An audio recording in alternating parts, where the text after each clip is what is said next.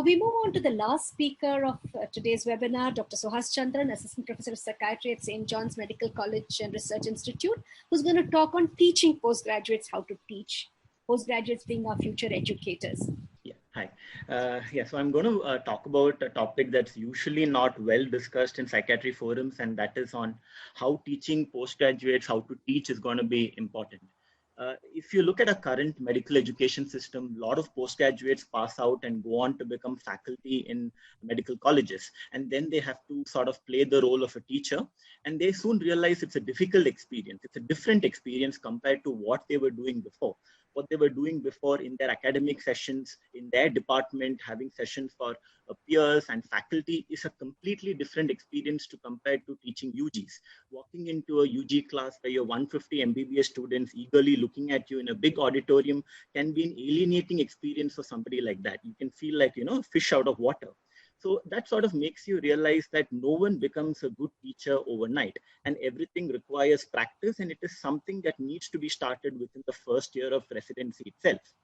If you look at who is a doctor really, the word doctor is derived from the Latin word docere, which means to teach. So teaching is an intrinsic part of being a doctor or a physician. If you look at who is a resident doctor, she dons many hats, she plays multiple roles, she is multiple things at the same time. She's a student, she's a trainee psychiatrist, she's a clinician, she's a researcher, she's a therapist, but she's also a teacher. The difference here is that some of these roles, like being a clinician or being a researcher, are something that the resident is already conscious of and is also made aware of from time to time by the faculty that are involved. But the role of the teacher is something the resident is not conscious of sometimes, or is not made aware of by the faculty, and therein lies the problem. If you look at some of us or faculty who are joining in today for this program, looking at the time when you were residents, I'm sure all of you were engaged in some informal teaching or the other, whether it is to interns who are there or the co-PGs or the junior residents posted with you. That teaching did happen, and today you can appreciate how it helped you in the advantage of that. So if you look at the advantages for the resident to be engaged in teaching, primarily you need to understand that teaching is the highest form of understanding. Teaching is not just a passive process of imparting knowledge to the others. It is about communicating effectively information only, and you can do that only after you master it. It's about taking a complex concept and conveying it in the most simple manner possible. Now, if residents are able to do that, it will enhance their deep learning, their critical thinking skills, and their curiosity. Also, they say, the quote says, to teach is to learn twice. So the more they teach, better is the retention of factual information. And it's also, teaching is also one method to improve their communication skills. And as they work with diverse groups of students, it's one method to improve their leadership skills and teamwork as well. The more they teach, it cultivates their enthusiasm for teaching and also leads to a better satisfaction in their role. So all of this primarily leads on to the fact that considering that teaching is required competency for future academic careers, this is something that residents will have to do during those 3 years. If you look at the current scenario of what the role of a resident as a teacher is in India currently, so one thing that stands out is there is no adequate supervision in this role from the faculty. There is no module to go by, there are no structured sessions, or there are no specific goals. And like I mentioned before, at present, most residents do teach a lot informally. But as faculty, we do not take the feedback from those students that residents teach. We are not taking feedback from UGs or interns on how the resident teaching was. Another problem is that in institutes where some teaching responsibilities are given to residents, it is not equally distributed. If you look at a pool of residents, there might be 1 or 2 more interested teachers more, 1 or 2 less interested. But the paradox of it is that sometimes the ones less interested can end up in the future playing a more academic role than those who are more interested. And then they end up being inadequately prepared for that. Another common problem is that underutilization of final year postgraduates who I think are very well equipped to teach first year postgraduates, especially the fresher PGs that are joined. As a faculty, we also really need to consider whether we are missing out on an opportunity, whether in reality a resident teacher could be better than a faculty teacher in some aspects. Consider the points below. Residents tend to teach different things. They tend to teach things that are more practical, more bedside skills and practical management skills rather than theoretical concepts or something factual. It's something that the student could appreciate and engage with. they teach things in a different way. We must remember that residents are closest to the student experience. They have just finished MBBS and interns, so they appreciate student needs and expectations much better. They also teach at different times. If you look at a very theoretical model, the reality is that if you look at medical colleges, faculty teaching occurs from 9 to 4, but residents are there round the clock, whether it's in emergency department or in the ward. So teaching from in that forum can happen anytime, anywhere. If you look at another difficulty that we are facing in the last 1 to 1.5 years, like Dr. Heenal mentioned, is the competency-based curriculum. There are so many competencies and we have had to go ground up. There is no reference point for this. And since residents are so close to student experiences and needs, is there a forum where which we can take their help in implementing the CBME? So I asked a group of residents who I knew were interested in teaching, what is it about teaching that you really like? So just for the lack of time, I'll just be brief. So some of them did say that they feel happy that they're helping the students progress. Some of them said that it helps them realize what are their own lacunas in their knowledge, gaps in knowledge, a way of self-evaluating. But the real takeaway and the inference is that all of them said how much they enjoy clinical teaching and how they consider teaching to be such an integral component of their learning experience. So if residents are actually interested, then why is it that they miss out on teaching opportunities? Where do faculty fall short? One common reason is the clinical workload. Faculty has IP responsibilities, OP responsibilities, and if you talk about the current situation and what's going to come ahead in the next 1 year, because of the COVID, a lot of us are doing teleconsultations. Some faculty are doing COVID duties. So where is the time to teach them to teach? For some faculty, the problem is prioritization. They don't prioritize teaching skills as much as they prioritize research and patient care. For some, it's a lack of confidence and motivation. For some who actually go on to teach residents in this domain, it is a lack of recognition of efforts from the faculty, from the departments, and from the institutions in general. It is a big, big negative reinforcement.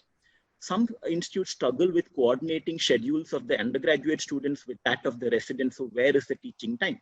In some cases, there is a lot of ghost faculty and PG don't even have faculty to look around to. The sentence that I mentioned at the bottom of the slide was told to me some years back.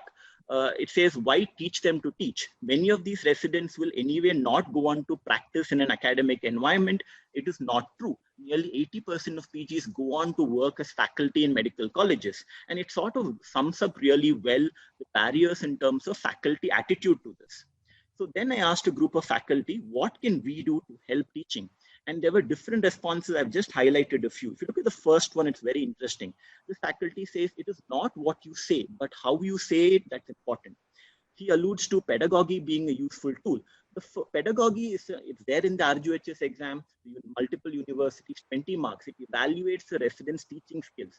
But the first time the resident does the pedagogy is at the time of their MD exam. Now, it is something that needs to be introduced right at the very beginning of the pipeline, right during second year itself. They can do pedagogy, because in pedagogy, the focus is not much on the content, but it is how you put across that content that is the focus. Another teacher says that I would like the student to watch me teach and give me feedback. That itself will make him reflect on the goals of teaching. Another teacher says that we need to share our experiences of what has worked for us as teachers and what the challenges have been. And that transfer of information must happen from faculty to resident.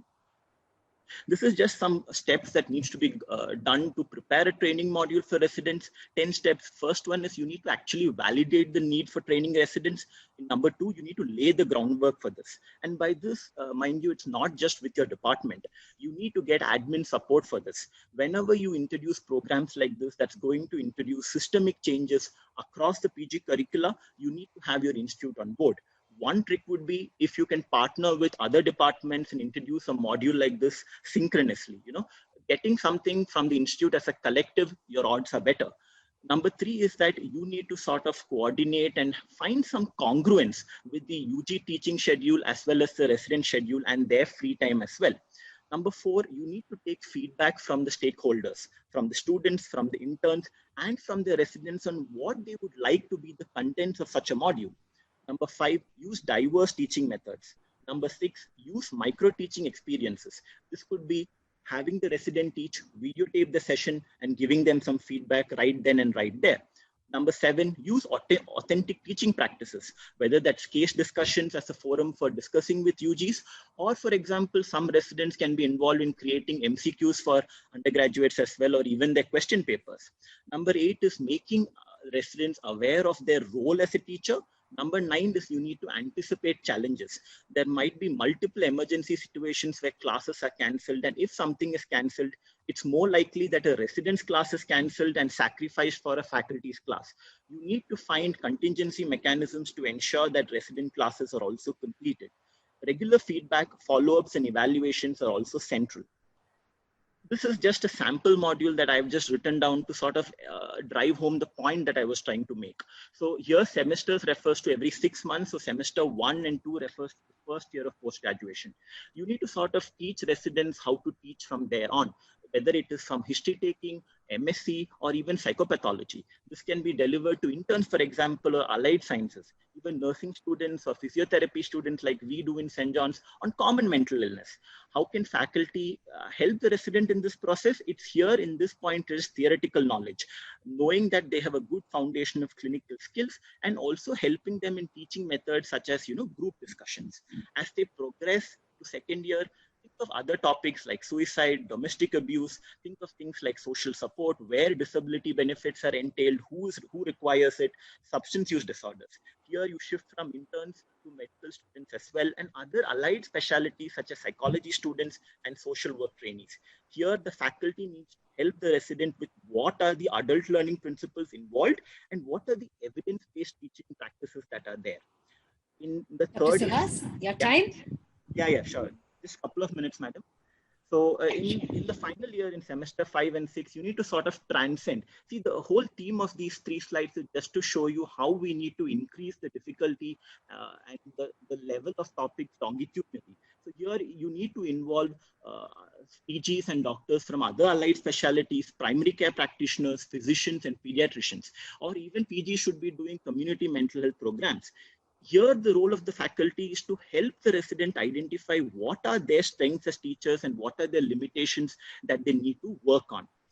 So a few points to consider with these programs is that if every department can have a dedicated faculty member in charge of a resident associated teacher program, it's going to be good. They need to keep a log of the teaching activities that they do. And if you're evaluating residents, evaluation of that should not just be with the faculty supervisor. Residents should also be evaluated on their teaching skills by their target audience, which is the medical students and interns.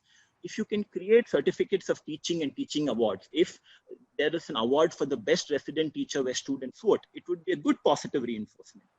There is also an opportunity to promote institutional values. There's an opportunity for institute where faculty involved in such programs can be given a better annual faculty review and also can be considered for part of their promotion as well.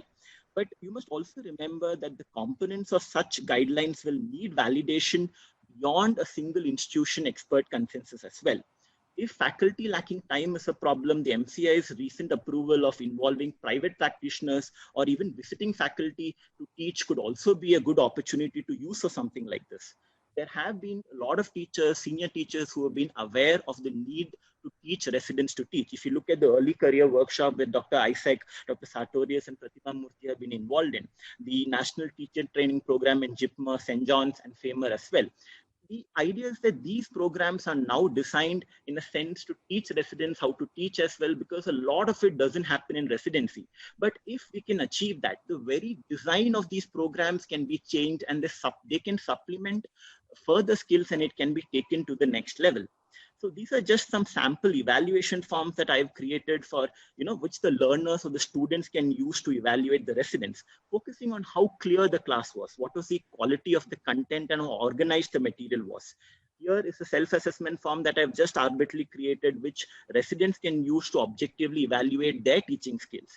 And the point is that such evaluations are important, and it also varies from institute to institute. Look at the independent variables that are specific to your institute before you construct something like this, but something like this would be really, really required. In this slide, it appears a busy slide, just one point. One is that teachers become role models in all situations, and it is important to be aware of that at all times. The idea is that apart from what I said, The teaching methods that you teach routinely will influence what methods your residents use. Sometimes if you ask students, can you tell me the best qualities of the best teacher you've had? You notice that sometimes when these residents start teaching, they are adopting the same methods. So it is extremely important to use the right teaching method for the right topic. Sometimes in a pedagogical design, the temptation is to use methods that we are more comfortable with as teachers. But using the right ergonomic method is extremely important. And think of it like, how useful would it be if you used a role play to talk about neurobiology of schizophrenia, or you used a didactic lecture to talk about neurological examination. So it's something that we really need to be aware of. So finally, my take-home points are that for faculty is that you already are doing a lot of teaching. You can make a significant difference in this point as well. Adult learners, like Dr. Kishore said, have different needs. PGs have different learning needs which need to be met. You must remember that good teachers aren't born, they are trained. As residents complete training, many will continue to teach in some capacity in institutes. Residents who have better teaching skills will lead to them becoming better clinicians and better patient care as well. As of now, residents are assuming teaching responsibilities with very little formal preparation. Institutes and universities need to commit to changing this. We must also remember to find a balance. PGs are already doing so much. They have clinical, academic, and research responsibilities. So when we add this, we need to keep a fine balance to this addition. Thank you. Thank you very much, Dr. Suhas.